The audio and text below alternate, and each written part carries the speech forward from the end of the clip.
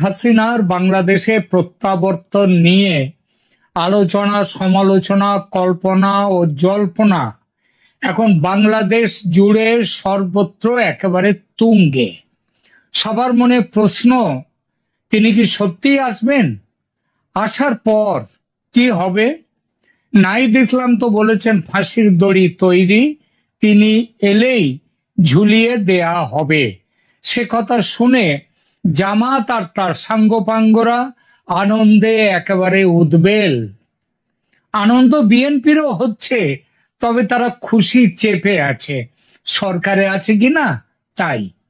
তবে এত সব খবর উঠছে বাতাসে, কিন্তু একটা প্রশ্ন তেমন আলোচনায় আসছে না। সেটা হলো, হাসিনা তো ফিরবেন বলেছেন, কিন্তু কিভাবে ফিরবেন? প্রথমে ভাবা গিয়েছিল বাংলাদেশের সরকার তাকে একেবারে লোফা ক্যাচ পেলে ফিল্ডার যেমন খুশি হয় তেমন খুশি হয়েই লুফে নেবে শেখ হাসিনাকে, তারপর ঢাকায় পৌঁছলেই জেলখানায় রেখে দেবে এবং দিনক্ষণ দেখে ঝুলিয়ে দেবে। কিন্তু এখন দেখা যাচ্ছে 7-5 ভেবে বাংলাদেশের যারা ক্ষমতায় আছে তারা দুই ঠোঁটে আঠা লাগিয়েছে। নয়াদিল্লির সাউথ ব্লকে গোয়েন্দারা গোপন খবর দিচ্ছে তারেক রহমানের বিএনপি সরকার হাসিনার প্রত্যাবর্তনের ইচ্ছার খবর জেনে খুশি নয় আদৌ। কেন? কারণ তারা জানে হাসিনা দেশে ফিরলে তাদের অসুবিধা। ব্যস্ত চলছে সরকার, কেন আবার ঝাড়ের বাঁশ ঘরে ডেকে নিয়ে আসা? আরো একটা সন্দেহ বিএনপির, সেটা ভারতের মতিগতি নিয়ে। ভারত কি চাইছে বুঝতে পারছে না। এতদিন ব্যস্ত রেখে দিয়েছিল ভারত হাসিনাকে তাদের দেশে, এখন এই যে ফেরত পাঠানো, এটা কেন? 24-এর মতো রাস্তার আন্দোলন তৈরি করে এই সরকারকে ফেলে দেওয়ার চক্রান্ত নেই তো? সুতরাং যা 70 পরের ঘাড়ে, হাসিনা থাকুন না ভারতে, তার ফেরার ব্যাপারে বিএনপি সরকার হ্যাঁ বলবে না, আবার নাও বলবে না, মৌনী বাবা সেজে বসে থাকবে চুপচাপ।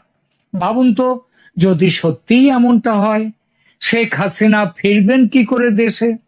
তাহলে কি ভারতেই কাটাতে হবে তাকে বাকি জীবন?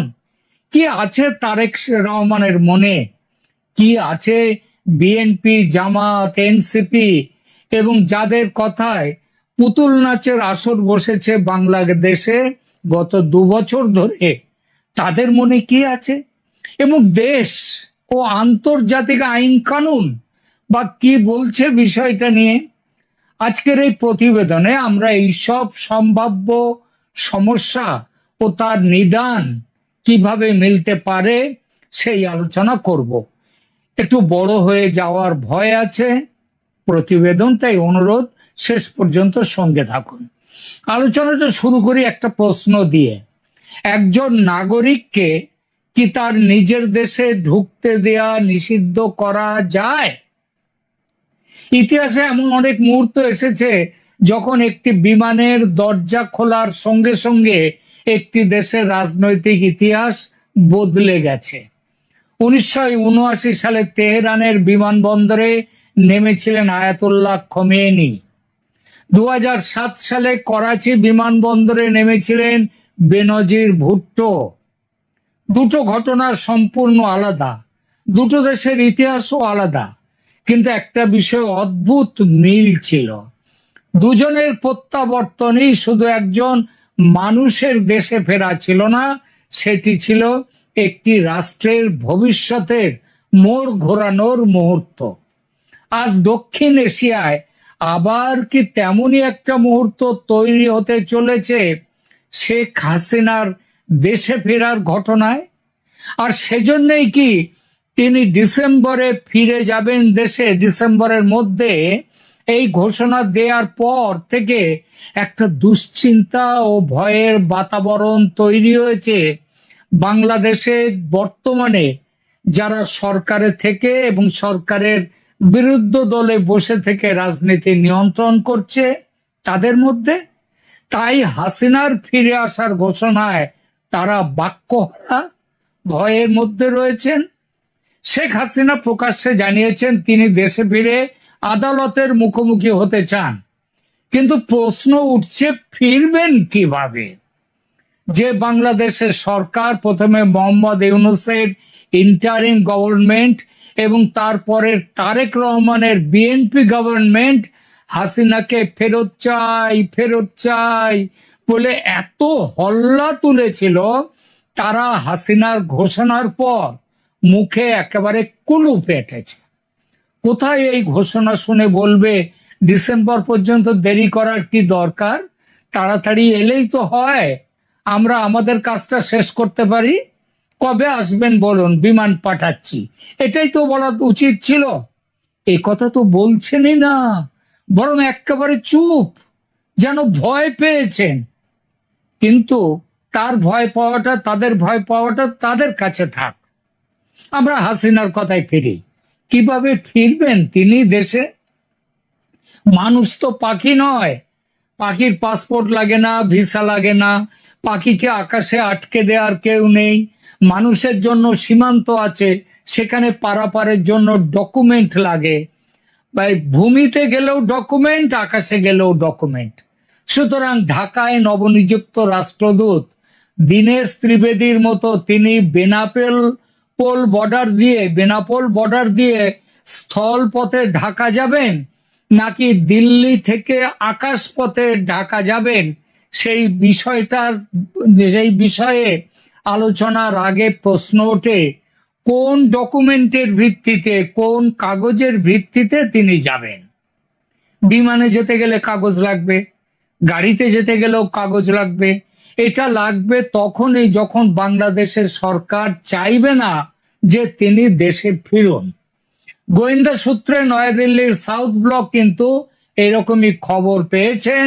খবরটা হলো বাংলাদেশের সরকার ফেরার কাগজ পাঠাবে না, মানে কোনো অনুমতি পাঠাবে না, বিমান পাঠাবে না, এই বিষয়ে আলোচনা করতেই তারা রাজি নয়। বেনাপোল সীমান্তে ভারত ছেড়ে বাংলাদেশে যেতে গেলে কিংবা বাংলাদেশগামী বিমানে দিল্লি থেকে উঠতে গেলে টিকিট কাটলেই হয় না। প্রথম প্রশ্ন ওঠে কোন ডকুমেন্টের ভিত্তিতে আপনি আন্তর্জাতিক ফ্লাইটে উঠছেন, কোথায় আপনার পাসপোর্ট?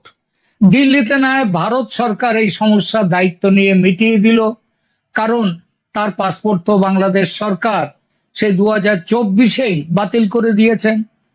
কিন্তু কথাটা হলো ঢাকায় পৌঁছানোর পর বাংলাদেশ যদি ঢুকতে না দেয়, যদি বলে আমরা তো দেশে আসার কোনো অনুমতি দিইনি আপনাকে, কোথায় আপনার পাসপোর্ট, কোথায় আপনার বিশেষ অনুমতি, এই বলে যদি ইমিগ্রেশন তাকে ঢুকতে না দেয় দেশে, তাহলে কি হবে? এটা ঠিক যে পাসপোর্ট আর নাগরিকত্ব এই দুটো জিনিস এক নয়। আমরা সাধারণ মানুষ প্রায়ই ভাবি পাসপোর্ট নেই মানে বিদেশ যাওয়া যাবে না।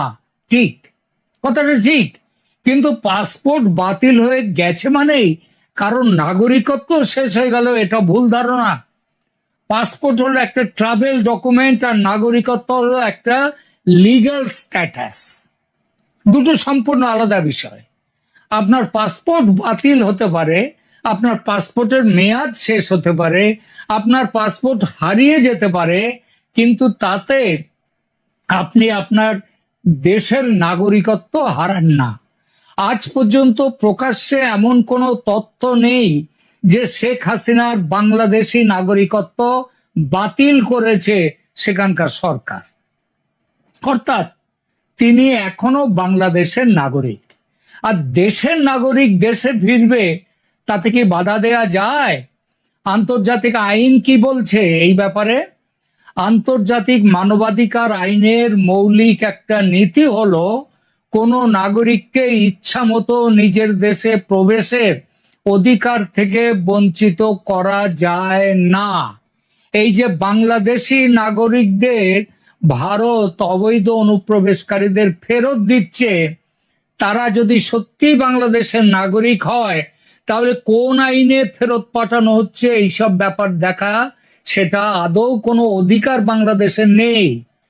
সে কারণ সেই নাগরিকের অধিকার আছে তার দেশে প্রবেশের অধিকার, সেই অধিকার থেকে তাকে বঞ্চিত করা যায় না। তাই ভারত তাদের নিয়ম মাফিক ইত্যাদি করে ফেরত পাঠাচ্ছে না, এই ব্যাপারটা নয়। এটা নিছক নৈতিক বক্তব্য নয়, এটি আন্তর্জাতিক আইনের স্বীকৃত একটি নীতি। এর অর্থ এই নয় যে শেখ হাসিনা দেশে ফিরে মুক্তভাবে ঘুরে বেড়াবেন, একদমই নয়। সরকার চাইলে তাকে ঢাকা বিমানবন্দর থেকে গ্রেপ্তার করতে পারে, কারণ আইনত তিনি দণ্ডপ্রাপ্ত আসামি।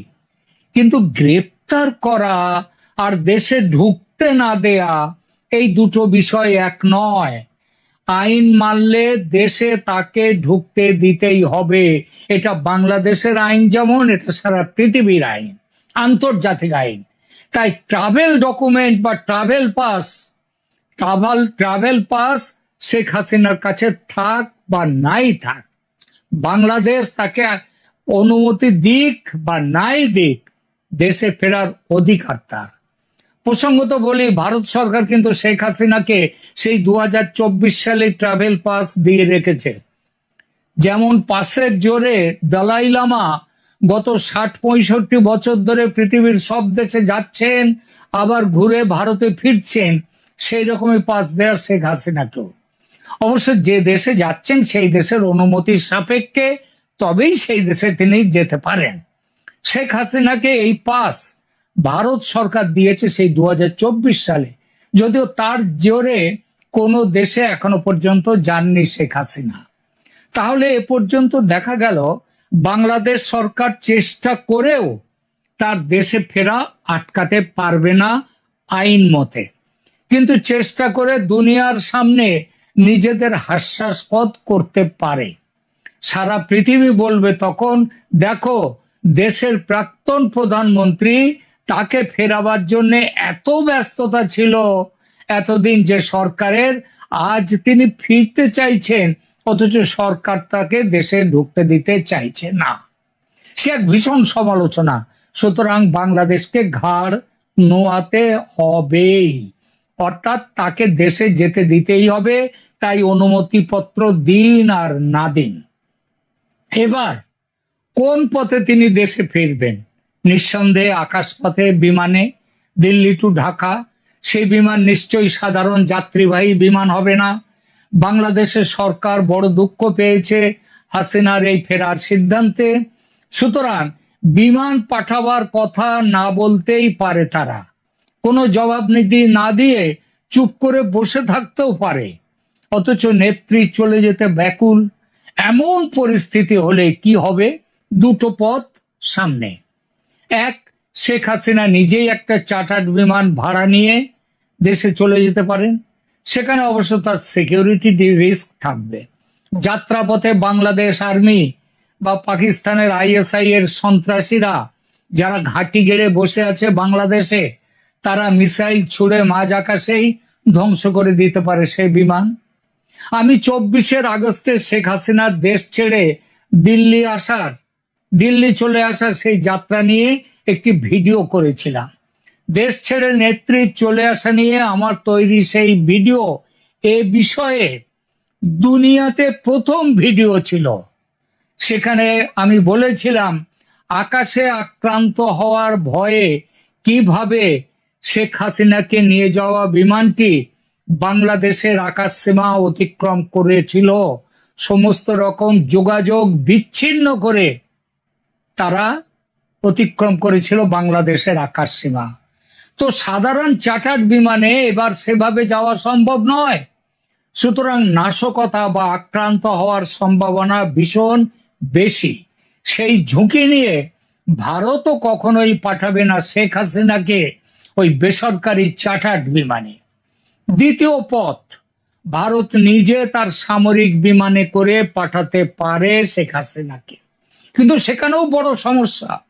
প্রথমত, বাংলাদেশ একটা স্বাধীন সার্বভৌম দেশ। ভারতের সামরিক বিমান সে দেশের অনুমতি ছাড়া তার আকাশ সীমায় প্রবেশ করলে সেটা আন্তর্জাতিক কানুনের বিরুদ্ধে চলে যায়। ঢাকা সে বিমানকে ল্যান্ডিংও যদি করতে দেয়, ল্যান্ডিং করার অনুমতি নাও দিতে পারে ঢাকা পৌঁছবার পর। আর সবচেয়ে বড় কথা হলো সেই বিমানকেও আক্রমণ করে মাঝ আকাশে ধ্বংস করে দেওয়ার চেষ্টা হতেই পারে। ভারতের পক্ষে সেরকম ঝুঁকি নেওয়াও সমীচীন হবে না। তাহলে কোন পথ খোলা আছে সামনে? এক, ভারত সরকার বাংলাদেশ সরকারের সঙ্গে কূটনৈতিক স্তরে আলোচনা করে বাংলাদেশকে তাদের প্রাক্তন প্রধানমন্ত্রীকে নিয়ে যাওয়ার ব্যাপারে রাজি করাতে পারে। দুই, রাজি হলে ভালো, না হলে ভারতীয় সেনার পক্ষ থেকে বাংলাদেশ সেনাকে বলা হতে পারে 2024-এর 5ই আগস্টে তোমরা সামরিক বাহিনী তোমাদের নিজেদের উদ্যোগে নিজেদের বিমানে আমাদের কাছে তাকে গচ্ছিত রেখে গিয়েছিলে, আজ তোমরাই আবার তাকে নিয়ে যাও, আমরা আর রাখতে পারছি না, এবং কারণ তিনি চলে যেতে চাইছেন। বাংলাদেশের সেনাবাহিনীর কাছে একটা বড় চাপ হবে ভারতের সামরিক বাহিনী এই দাবি তুললে। শেখ হাসিনাকে দেশে নিয়ে গিয়ে বেসামরিক কর্তৃপক্ষ বা পুলিশের হাতে তুলে না দিয়ে, সেটাও তাদের পক্ষে দেয়াটা মুশকিল, সেটা না দিয়ে তারা করতে পারে কি, শেখ হাসিনাকে সেনা হেফাজতে রেখে দেবে। আমার কাছে খবর আছে এ বিষয়ে বাংলা সেনার সঙ্গে ভারতীয় সেনার আলোচনা চলছে খুব গোপনে। মনে হচ্ছে ভারতের জন্য এবং শেখ হাসিনার জন্য এই বিকল্পটি সবচেয়ে ভালো এবং এর গ্রহণযোগ্যতা সবচেয়ে বেশি। তবে পাকিস্তানের আইএসআই এটাকে একদম মানবে না, এটা নিশ্চিত। তারা এর তীব্র বিরোধিতা করবে। আইএসআই এর সঙ্গে থাকবে জামাত, এনসিপি, এমনকি বিএনপির একটা বড় অংশ, সেনার একটা অংশকেও তারা পাবে সঙ্গে। সেনার মধ্যে তখন একটা তীব্র বিভাজন দেখা দিতে বাধ্য শেখ হাসিনাকে নিয়ে, যার ফলে একটা সেনা অভ্যুত্থান ঘটে গেলেও অবাক হওয়ার কিছু নেই। কিন্তু সেটা এই প্রতিবেদনের আলোচ্য নয়। এখানে আলোচ্য শেখ হাসিনার দেশে ফেরা নিয়ে, কিভাবে তিনি ফিরবেন সেই বিষয়ে কথা বলছি আমরা। ধরা যাক শেষ পর্যন্ত যে কারণেই হোক বাংলাদেশ সেনার পক্ষ থেকে নিয়ে যাওয়ার ব্যবস্থাটাও হলো না। তেমন পরিস্থিতিতে আর কোন বিকল্প ব্যবস্থা থাকতে পারে? আন্তর্জাতিক পর্যবেক্ষকদের উপস্থিতিতে প্রত্যাবর্তন। এটি অত্যন্ত সংবেদনশীল, কিন্তু ইতিহাসে এমন নজির রয়েছে যেখানে আন্তর্জাতিক উপস্থিতি উত্তেজনা কমানোর চেষ্টা করেছে, উত্তেজনাকে নিয়ন্ত্রণে রেখেছে। আর একটি বিকল্প, বাংলাদেশের আদালতে শেখ হাসিনার পক্ষ থেকে আগাম আবেদন হবে আমাকে দেশে ফিরতে দেয়া হোক, এই সরকার ফিরতে দিচ্ছে না। এটি নজিরবিহীন হবে, কিন্তু অসম্ভব নয়। আবার এটাও ঠিক, আইনি গড়িমসির সুযোগ নিয়ে সেই মামলা ঝুলিয়ে রাখা হবে অনন্তকালের জন্য, এবং যতদিন না মামলা হয় ততদিন শেখ হাসিনাকে বাধ্য হয়ে ভারতে থাকতে হবে। অতঃপর আসি শেষ বিকল্পে, আন্তর্জাতিক চাপ সৃষ্টি করে বাংলাদেশ সরকারকে বাধ্য করা যাতে শেখ হাসিনার দেশে ফেরার ব্যবস্থা তারা করে। জাতিসংঘের পক্ষ থেকে বাংলাদেশকে বলাই যেতে পারে দেশের নাগরিক দেশে ফিরতে চাইলে আটকে রাখা যায় না, তোমরা ব্যবস্থা করো। সে ব্যবস্থায় যুক্ত থাকতে হবে বাংলাদেশ সেনাকে। তারা তাদের ব্যবস্থাপনায় শেখ হাসিনাকে দেশে নিয়ে যাবে।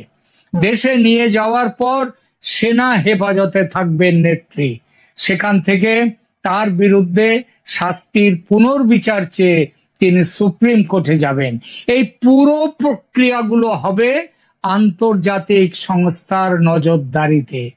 আন্তর্জাতিক সংস্থার সাথে আন্তর্জাতিকভাবে বিভিন্ন দেশ থাকবে, পশ্চিমের দেশ থাকবে, আমেরিকা থাকবে, ভারত তো থাকবেই, যার মধ্যে জাতিসংঘের পাশাপাশি থাকবে, এদের পাশাপাশি থাকবে আন্তর্জাতিক মিডিয়া।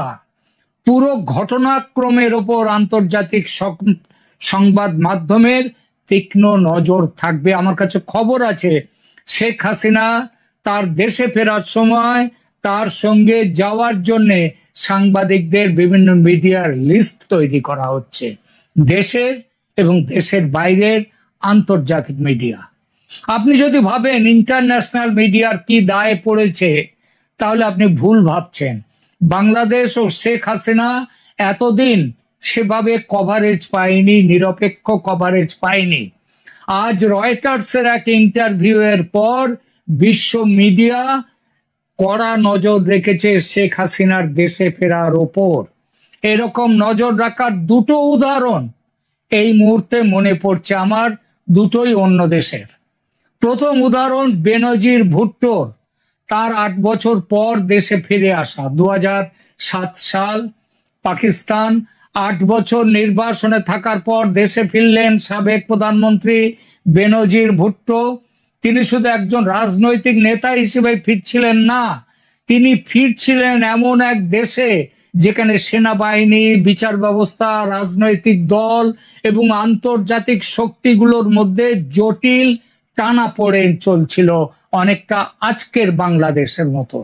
কিন্তু সবচেয়ে আশ্চর্যের বিষয় কি ছিল জানেন? বেনজিরের সঙ্গে করাচিতে নেমেছিল সেদিন গোটা পৃথিবীর সংবাদ মাধ্যম, Reuters, Associated Press, AFP, BBC, CNN, Al Jazeera, Sky News, প্রায় সবাই। কারণ বিশ্ব বুঝেছিল এটা শুধু পাকিস্তানের খবর নয়, এটি আন্তর্জাতিক রাজনীতির খবর। করাচির রাস্তায় সেদিন লক্ষ লক্ষ মানুষ, টেলিভিশনের লাইভ সম্প্রচার, তারপর তারই মধ্যে একটি ভয়ঙ্কর বিস্ফোরণ। সেদিন তিনি বেঁচে গিয়েছিলেন, কিন্তু কয়েক সপ্তাহ পর রাওয়ালপিন্ডিতে আততায়ীর হাতে নিহত হন। ইতিহাস আমাদের একটি শিক্ষা দিয়েছে, যখন কোনো নেতার প্রত্যাবর্তন একটি রাষ্ট্রের ভবিষ্যৎ বদলে দিতে পারে, তখন সেটি আন্তর্জাতিক ঘটনায় পরিণত হয়। শেখ হাসিনার ঘটনাও সেটাই হয়ে উঠছে, এবং সেজন্যেই সতর্কতা। দ্বিতীয়টি ইরানের উদাহরণ, কিন্তু ভিন্ন বাস্তবতা। 1979 সাল, দীর্ঘ নির্বাসনের পর আয়াতুল্লাহ খোমেনি দেশে ফিরলেন। আমি আবারও বলছি, বাংলাদেশের বর্তমান পরিস্থিতির সঙ্গে ইরানের বিপ্লবের তুলনা করা ভুল হবে। দুই দেশের ইতিহাস আলাদা, দুই সমাজ আলাদা, দুই রাজনৈতিক প্রেক্ষাপটও আলাদা, কিন্তু একটি মিল আছে। বিশ্বের সংবাদ মাধ্যম বুঝেছিল এই প্রত্যাবর্তন শুধু একজন মানুষের দেশে ফেরা নয়, এটি ইতিহাসের একটি নতুন অধ্যায়। তাই বিশ্ব তাকিয়েছিল, এবারও বিশ্ব তাকিয়ে থাকবে বাংলাদেশের দিকে, শেখ হাসিনার দিকে। বুঝতে পারছেন কি কূটনৈতিক টানাপোড়েন, কি বিপুল মিডিয়া অ্যাটেনশন আসতে চলেছে শেখ হাসিনার এই ফেরার ব্যাপারটা নিয়ে। একটা ব্যাপার খেয়াল করুন, শেখ হাসিনার ডিসেম্বর ডেডলাইন দিয়ে দেশে ফেরার ঘোষণা নিয়ে ভারত কিন্তু কোনো কথা বলছে না ঠিকই, কিন্তু কিছু কি করছে না? তাই কখনো হয়? খেলছেন শেখ হাসিনা, ঘটনার কেন্দ্রে তিনি, কিন্তু ভারত মাঠ তৈরি করছে, ব্যবস্থাপনার দায়িত্বে আছে। ভারত সব রকম সহযোগিতা, যেসব সহযোগিতা দরকার সবটাই করছে ভারত। কারণ এটা নিঃশুল্ক সেবা নয়, ভারতেরও স্বার্থ আছে।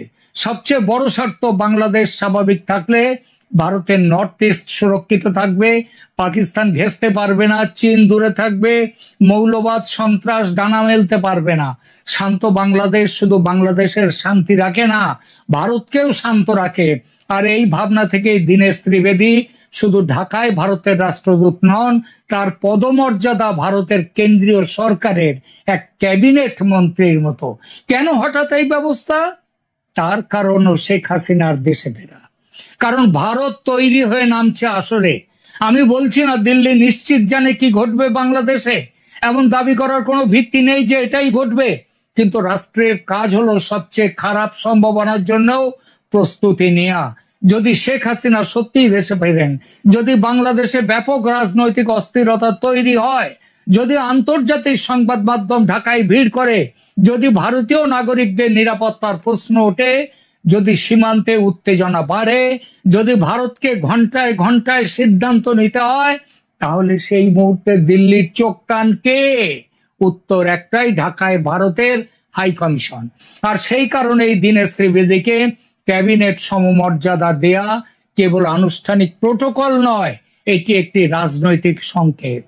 সরকার এমনটি বলেছে, আমি সেটা বলছি না, আমি সেটা দাবিও করছি না, কিন্তু ঘটনাগুলোর সময়কাল এবং বাংলাদেশের বর্তমান কৌশলগত গুরুত্ব এই সিদ্ধান্তে আসতে বাধ্য করে।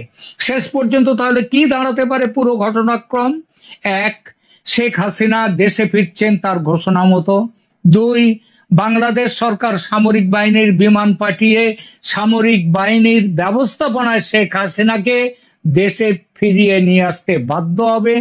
তিন, ঢাকায় পৌঁছবার পর শেখ হাসিনা সেনাবাহিনীর হেফাজতে থাকবেন। চার, সেনাবাহিনীর হেফাজতে থেকেই তিনি সুপ্রিম কোর্টে পুনর্বিচারের মামলা লড়বেন। চার, বাংলাদেশের ওপর আন্তর্জাতিক মিডিয়ার নজর এতটা তীক্ষ্ণ ও বিস্তৃত হবে যে আওয়ামী লীগকে চেপে রাখা যাবে না। গণ আন্দোলনের তীব্রতায় বিএনপি সরকার পড়ে যেতে পারে। এবং সর্বশেষ, সেনা অভ্যুত্থানের একটা সম্ভাবনা আছে। সেই অভ্যুত্থানের পেছনে ভারতের ভূমিকা মুখ্য থাকতেও হতে পারে, কিন্তু সঙ্গে আমেরিকাও থাকবে। এখনকার মতো এখানেই রাখছি। কেমন লাগলো এই প্রতিবেদন কমেন্ট করে জানান, লাইক দিন, শেয়ার করুন